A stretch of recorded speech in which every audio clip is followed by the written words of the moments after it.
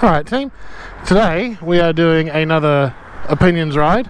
We're at MotoMart, Honda, and more importantly Harley Davidson, and today I'm going to be having a hoon on the CBR650R. Now, in all honesty, I actually did this yesterday, but I did some silly things with my GoPro, and I'm a dumbass, but that's not news to anybody. So, as much as I will be giving you my impressions, it'll be the impressions that I got yesterday that I am now reiterating today on the same ride, because why the hell not?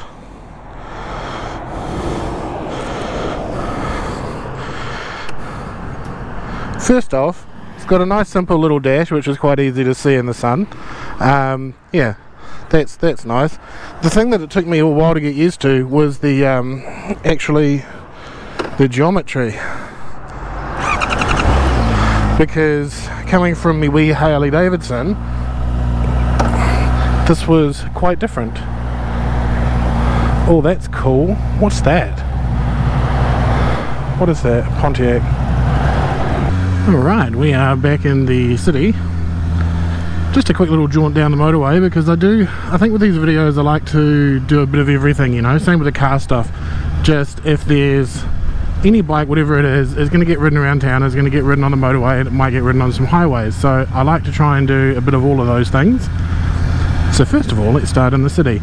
The thing, I guess okay, let's get numbers out of the way. This is 50 horsepower, which is about the top spec amount you can have on a Lamb's bike.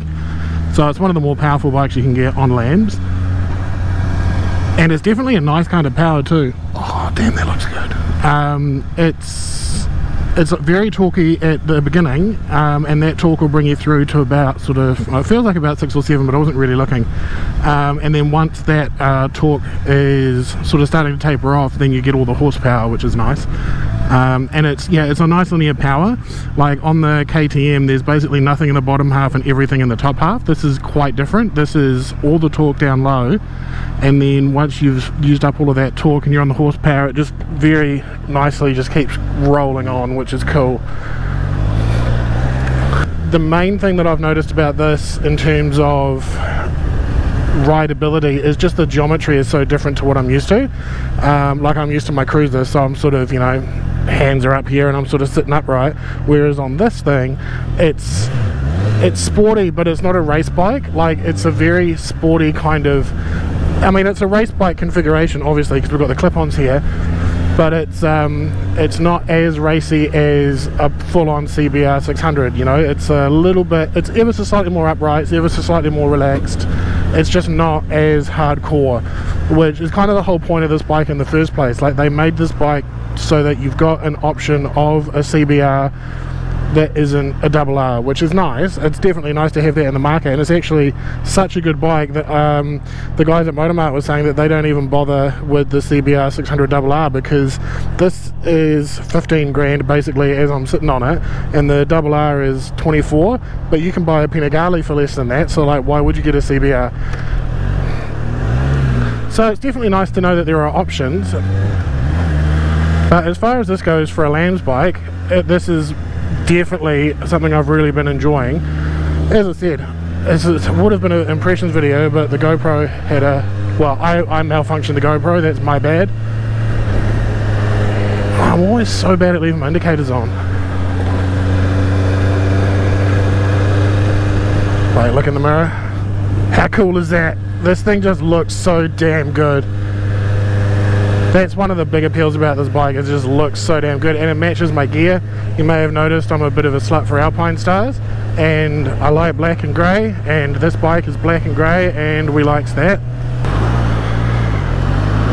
One thing I was quite impressed with this is the ride. Like, I kind of expected it to be quite firm, and it's not firm, but it's not ridiculous, you know. Like, I was kind of expecting, like, you know, go over bits and pieces, bumps, whatever, and it's absolutely fine. It is very well sprung for what it is. Like, I don't know how many of you have been in like your high-end Ferraris and McLarens and stuff, and they're super nice to look at, but then as soon as you get in them, they're just super uncomfortable, and it's not a fun thing to ride any great distance. I would say that this is like that, but nowhere near as bad. Like, I mean, I put 100k on this yesterday, well, literally there's 104 there, and we've only just started today. But yeah, I mean, I was probably on the bike yesterday for an hour and a half, 2 hours, and yeah, by the end of it, I was probably about had enough. Whereas my wee Harley Davidson, I did, what was it, Monday I did 700 kilometres on that, riding from Auckland to Wellington, and I mean, yeah, that was sore, but not until the first sort of 500k were done. So I guess the thing is this isn't something that you're going to want to do big K on, unless, I mean, you can. I mean, that's the thing.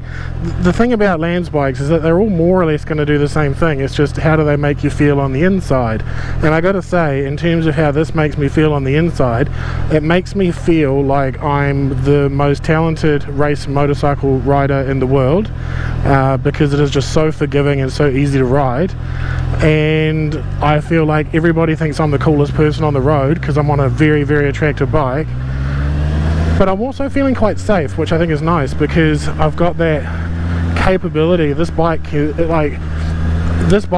capable of so much more than I'm capable of asking of it, I guess. You know, like, this bike is more capable than I am, and that's cool, because something that I think is great about this particular bike, and I'm sure it's true of other bikes as well, is that this bike will grow with you.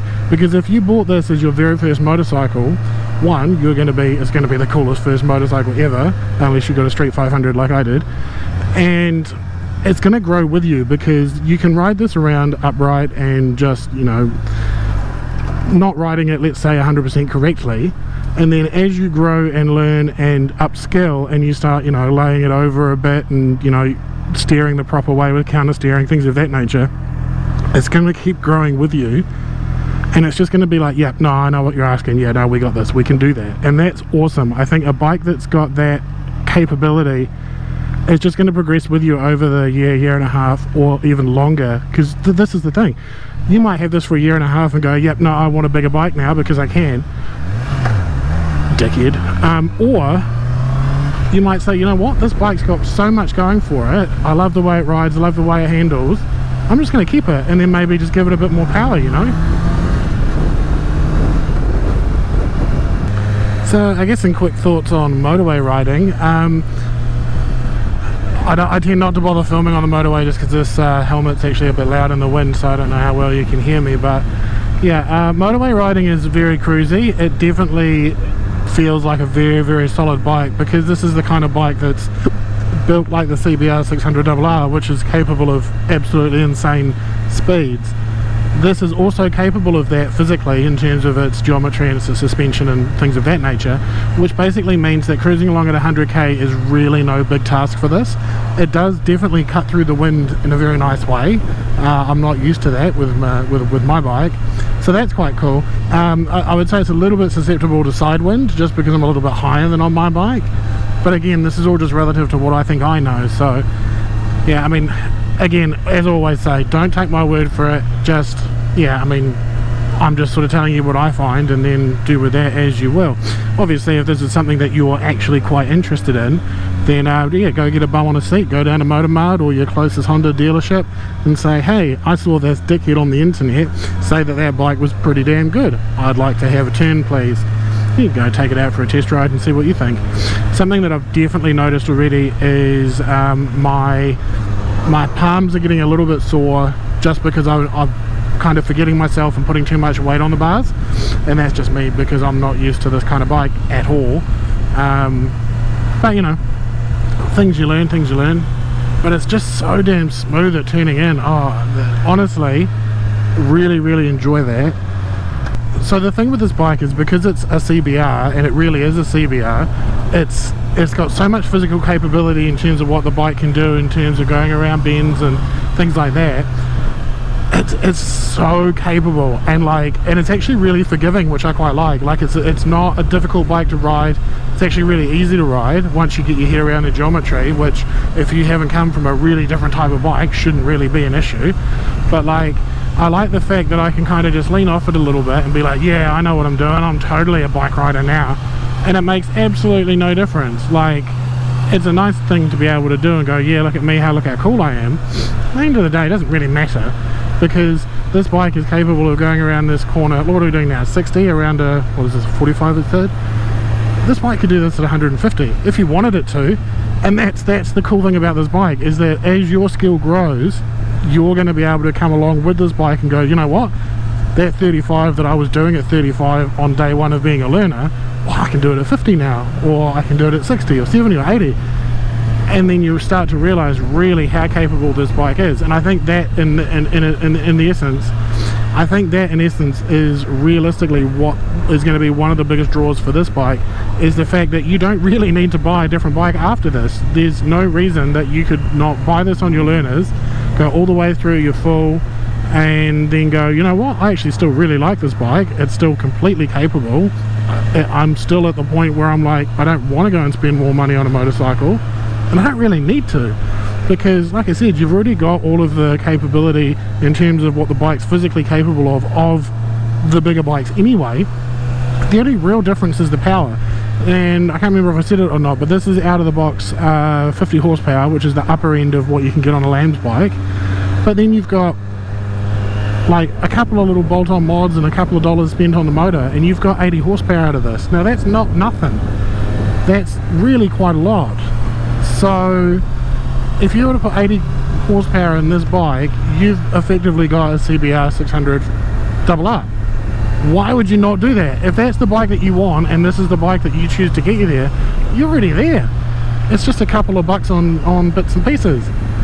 And I think, yeah, that is definitely one of the big draws about this bike. The only thing that I find about that is that when I'm on really any bike or car, when I'm sitting there and I can tell that the bike's like, hey, do more, I know, you know, we've got it, let's go. It's like, yeah, I know, but I also want my license. So nah, not my problem, let's go. I feel like if I owned this motorcycle, I would get in trouble often. And I don't want that. I want my license so I can keep doing more videos like this for you guys. And let's be fair, I'm an idiot. So abstinence is the key. On the next episode, tune in for the Ducati Monster. Nice. And roll everywhere on the... Oh shit, I think I'm supposed to go that way. But yeah, you can either just ride around, chill, and just ride around on the torque, which is what I tend to do because I'm used to cruisers. Or, if you want to, and let's be fair, it's going to get you in trouble. Like, you're going to have to be smart about it. But it's so much more fun to just bang through those gears. And you can do that as much as you want. You know, you do your rev matching and you're just like, how cool am I?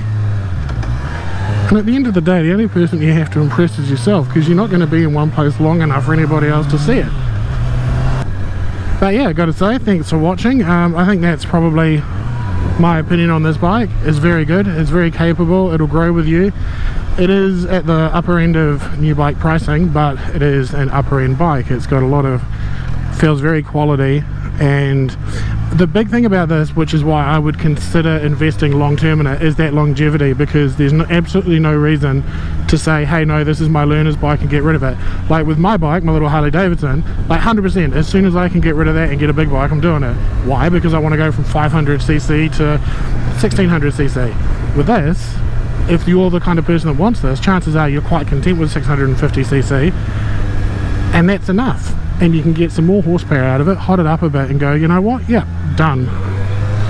But yeah, thanks again to MotoMart for hooking up the bike for the day. Well, actually now 2 days in a row because I screwed up the first video. But yeah, I think we're just going to go straight back and try out an entirely different motorcycle and make another video for you guys. So yeah, if you're enjoying these, get subscribed.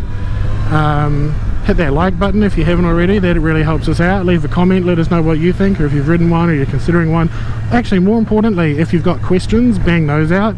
And if you are watching these kind of videos, particularly the series, not so much the Learn to Ride series, not so much the impressions videos, but if you've got questions on those specifically, well, just watch them on the website, because the website stuff is going to have a lot more information, because I can't put a lot of the information into the video because it'll just be a 2-hour long video. So I'm sort of banging it onto the website, which means, yeah, if you're watching the series, go watch it on the website, which will be linked in the description. And other than that, I will say thank you for watching, and we will see you on the next one.